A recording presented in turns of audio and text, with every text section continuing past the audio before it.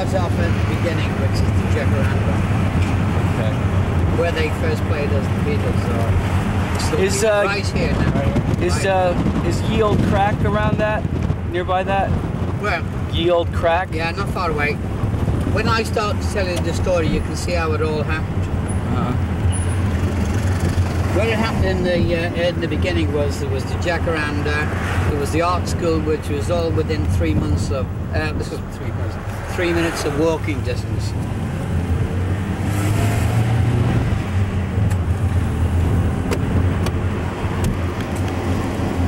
Just pull up anywhere here. On the left? On the left, yeah, because this is the Jacaranda.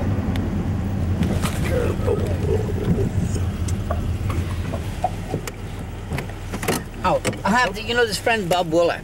Yeah. And when he does a tour, he organises, he's a drinking man, he organises his tour to all the pubs. And he said, well, and he's got this, I think this talking makes you thirsty. May I suggest we go in here for a little inebriation? Smart man. He's brilliant. Pity you missed him, you know, yeah. That's great.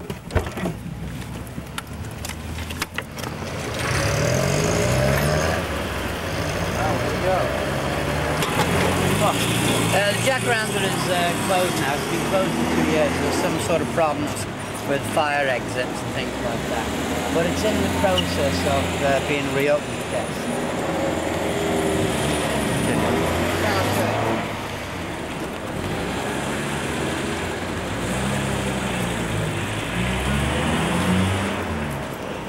When I opened it, it was known as the Black Coal Cutter. Because we had this tiny basement which went from there to here and went back. And the only fire escape we had, this when it was a traditional house and they used to have coal, they used to drop, this was like a grid, and they used to throw the coal. And so that was our exit, you know, if there was a fire. We had a step ladder going in there. Oh boy. Oh yeah, it was very exciting days here. Now why the Jacaranda is famous was that I was a promoter. I put on the Eddie Cochran and Gene Vincent show in Liverpool, but Eddie Cochran died tragically. So I had to supplement it with Liverpool groups. That's the only time that the Mesgroup was ever exposed in Liverpool, when I did it with Larry Parks, you know, who had all the big stable of So how I come to meet the Beatles was after the show, the Beatles, I've got photographs of the Beatles in the audience. So when they came back, the only time I knew about the Beatles that the art college was just around the corner, they used to play truant from the art college, and I got them to decorate the ladies' toilets and things like that. And that's the first money I ever paid them, was for decorating the ladies' toilets. But then it became their regular haunt here. All the groups, just up the road there, was our local labour exchange.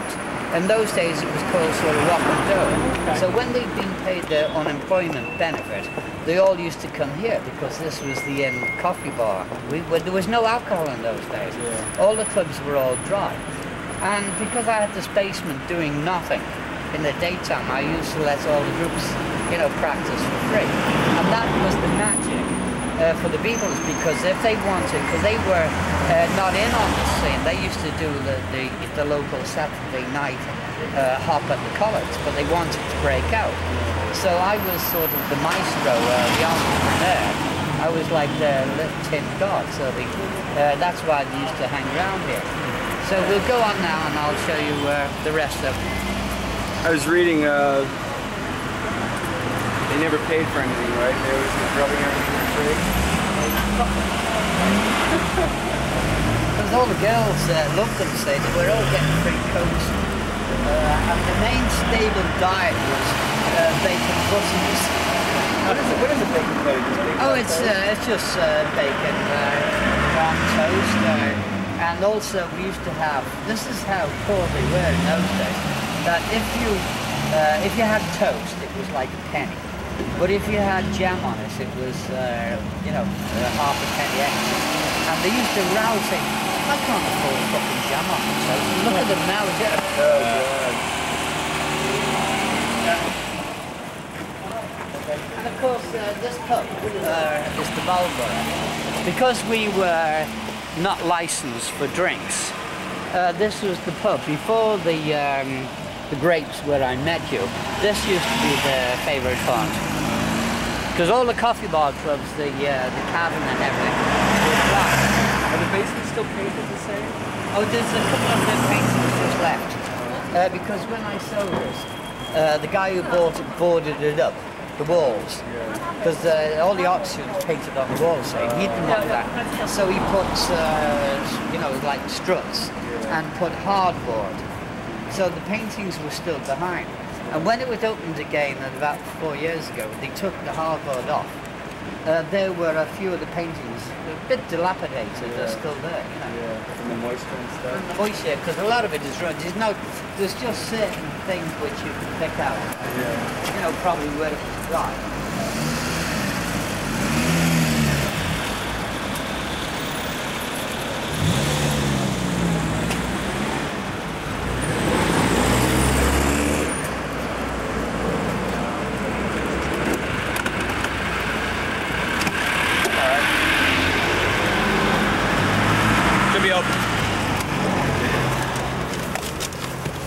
Don't bang your seat until I tell you. Okay.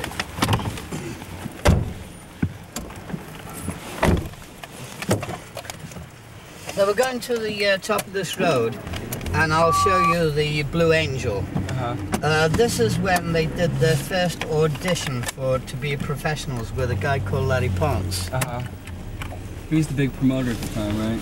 Larry Ponce, he was the only promoter from London, yeah.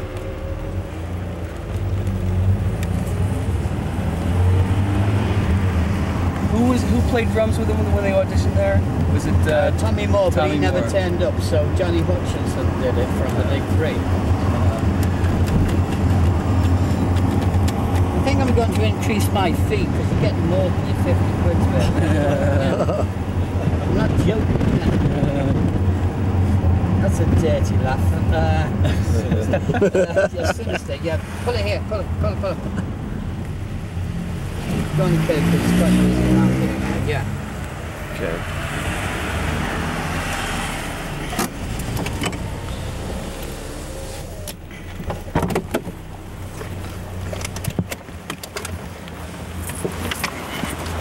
Hang on. Yeah. It's running the whole time, yeah. Oh, yeah. This is where they did the audition? Yeah, it's changed a bit. And then when I tell you I did the rock and roll show with Eddie Cochran and Gene Vincent, Eddie Cochran couldn't do it because he'd had this car crash. And so I was opening this Blue Angel club because the law had changed. We could have an alcoholic club now, see?